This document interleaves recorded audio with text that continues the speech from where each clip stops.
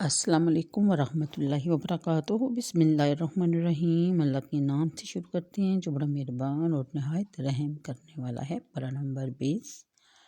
سورہ قصص کی آیت نمبر 75 سے ہم شروع کریں گے، جس میں ذکر کیا گیا قارون کا حضرت موسیٰ علیہ السلام سے کیا رشتہ تھا۔ بتایا جاتا ہے کہ بے شک قارون موسیٰ کی قوم سے تھا، پھر اس نے ان پر زیادتی کی اور ہم نے اس کو اتنے خزانے دیے تھے کہ جن کی کنجیاں ایک زوراور جماعت پر باری تھی۔ جب اس کی قوم نے کہا اترا نہیں، بے شک اللہ اترانے والوں کو دوست نہیں رکھتا، اور جو مال تجھے اللہ نے دیا ہے اس سے آخرت کا گھر طلب کر اور دنیا میں اپنا حصہ نہ بھول، اور احسان کر جیسا اللہ نے تجھ پر احسان کیا، زمین میں فساد نہ برپا کر، بے شک اللہ فسادیوں کو دوست نہیں رکھتا۔ وہ بولا تو مجھے ایک علم سے ملا جو میرے پاس ہے، اور کیا اسے یہ نہیں معلوم کہ اللہ نے اس سے پہلے وہ سنگتیں قومیں ہلاک فرما دی جن کی قوتیں اس سے سخت تھی اور جمع اس سے زیادہ تھا۔ مجرموں سے ان کے گناہوں کی پوچھ نہیں تو اپنی قوم پر نکلا اپنی آرائش میں، بولے وہ جو دنیا کی زندگی چاہتے ہیں کس طرح ہم کو بھی ایسا ملتا جیسا قارون کو ملا، بے شک اس کا بڑا نصیب ہے۔ وہ بولے جنہیں علم دیا گیا، یعنی کہ جن لوگوں کو علم دیا گیا تھا، جن کے پاس قارون سے زیادہ علم تھا، انہوں نے یہ بات اپنے دل میں سوچی۔ اس کا چھوٹا سا واقعہ ہے، کچھ یوں بیان کیا جاتا ہے کہ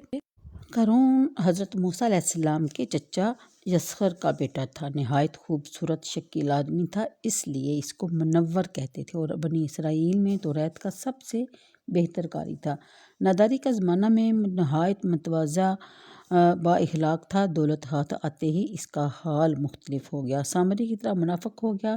اور کہا گیا ہے کہ فرعون نے اس کو بنی اسرائیل پر حاکم بنایا تھا۔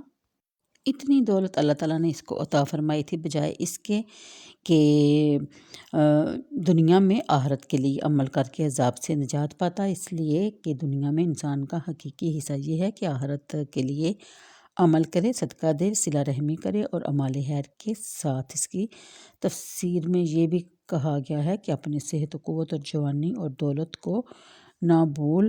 اس سے کہ ان کے ساتھ آخرت طلب کرے۔ حدیث میں ہے کہ 5 چیزوں کو 5 سے پہلے کی نعمت سمجھو، جوانی کو بڑھاپے سے پہلے، تندرستی کو بیماری سے پہلے، ثروت کو ناداری سے پہلے، فراغت کو شغل سے پہلے، زندگی کو موت سے پہلے۔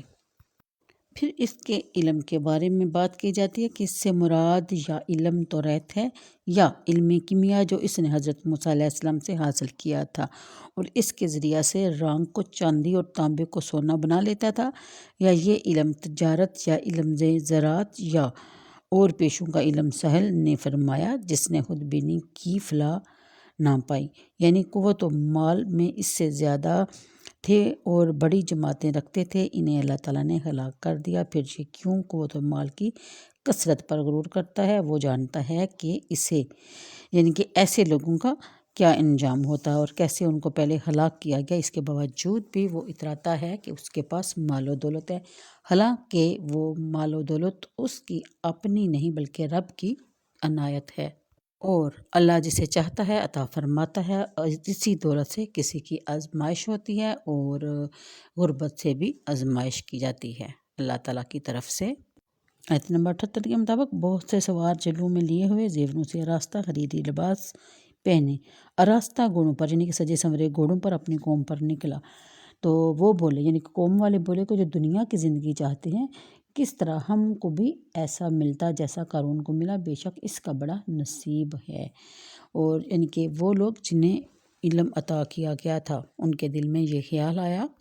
ساتھ ہی بیان فرمایا جاتا ہے کہ خرابی ہو تمہاری، اللہ کا ثواب بہتر ہے اس کے لیے جو ایمان لائے اور اچھے کام کیے، اور انہی کو ملتا ہے جو صبر والے ہیں، جو ہم نے اسے اور اس کے گھر والوں کو زمین میں دسا دیا، تو اس کے پاس کوئی جماعت نہ تھی کہ اللہ سے بچانے میں اس کی مدد کرتی۔ یہاں چھوٹا سا واقعہ بیان کیا جاتا ہے جو آج کی ویڈیو میں تو پورا نہیں کیا جا سکتا، اس لیے کل کی ویڈیو لازمی دیکھیے گا۔ مجھے دیجیے اجازت، دعاؤں میں یاد رکھیے، اللہ حافظ۔